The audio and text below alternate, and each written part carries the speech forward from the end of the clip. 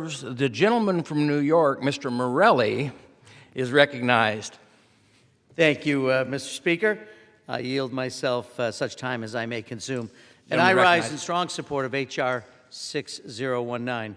Last week's bill to fund the government included a provision added quietly in the dead of night that facilitates the transfer of millions of taxpayer dollars from the United States Treasury to the personal bank accounts of 8 Republican senators.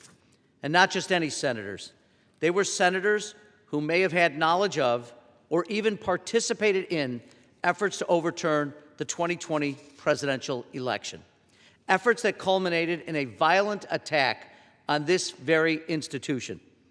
Because many of my Republican colleagues seem determined to forget the reality of that day, allow me to remind you that during this attack, Capitol Police officers were maimed while protecting the lives of the very senators now seeking to enrich themselves at the taxpayers' expense.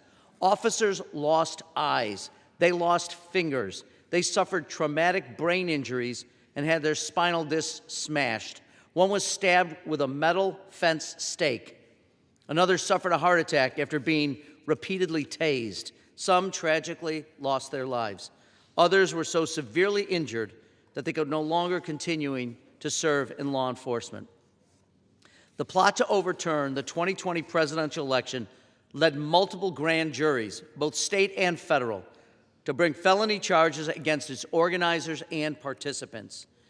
These charges were based on actions like promoting fake elector slates, urging state officials to find votes to change the election outcome, and urging Vice President Pence to stand just a few feet from here behind that very dais and violate the United States Constitution. According to public reports, one of the 8 Republican senators now eligible for this taxpayer-funded windfall testified before one of those grand juries.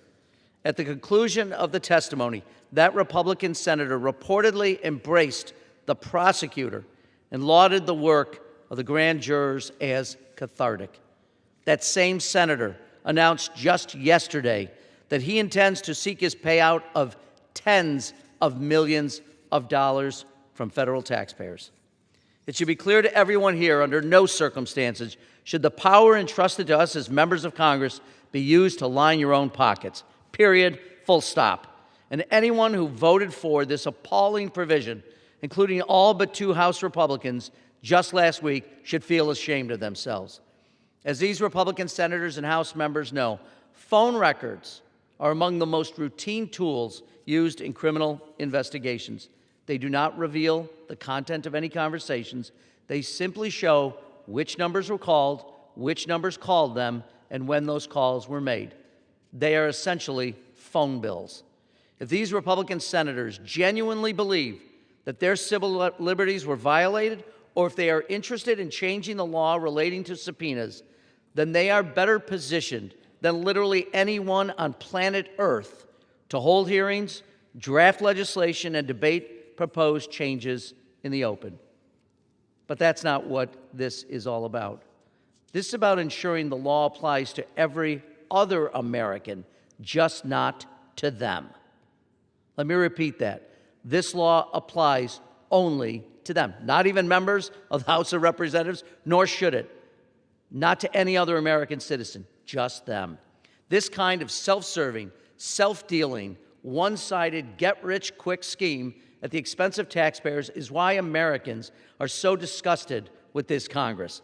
And it's why I expect many of those who supported this provision will be dismissed next November. This lucrative carve-out masquerading as legislation isn't an isolated occurrence.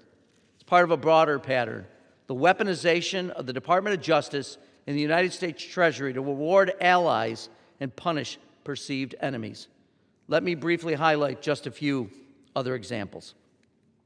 Earlier this year, the Trump Department of Justice agreed to a $5 million settlement with an estate of a January 6 rioter who was killed while attempting to violently breach this chamber just outside those doors.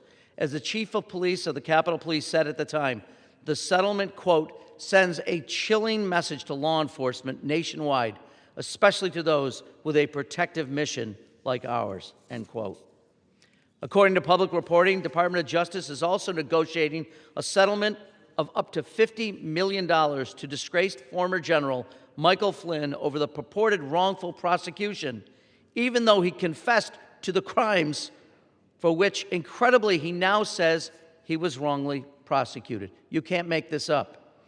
Other reports indicate that President Trump is seeking $230 million from taxpayers for himself personally for prior investigations into his conduct. And let's not forget, on day one of this administration, when President Trump issued blanket pardons to over 1,000 criminals convicted of January 6 crimes, including members of the Oath Keepers and Proud Boys who assaulted Capitol Police officers. And just last week, a militia member who participated in the riot was re-pardoned for a completely unrelated gun charge, pardoned twice. And what have we heard from congressional Republicans about all of this? About legalized payoffs to Republican senators? About get-rich-quick schemes unfolding within the federal government? About rewards for friends and retribution against opponents? Absolutely nothing. The silence is deafening. Last I checked, this is the United States Congress, not the Russian Duma. We do not create a protected class of elites who can siphon off public money, reward their friends, punish their political opponents, and insulate themselves from accountability. That's not what we are, or at least we weren't until last week when nearly every single House Republican voted for this disgraceful provision of law after rejecting Democratic amendments to strip it from the bill. You had every opportunity to stop this provision from ever becoming law, but you voted for it anyway. And now you just want to turn around and say, just kidding, we didn't mean it. What are we doing here? Let's review the sequence of events. Senate Republicans snuck this outrageous provision into a bill to reopen the federal government after months of Republicans insisting they would only accept a clean funding bill. I can't tell you the number of times, with all due respect, I heard Speaker Johnson say it over and over again. House Republicans went right along with this. And now, straight-faced, worthy of an Academy Award, they want to pretend the Senate may repeal the very payoff they just made law. As we head into the fourth, and I pray final year of this majority, I didn't think anything could shock me more. I was wrong. The American people are sick and tired of this.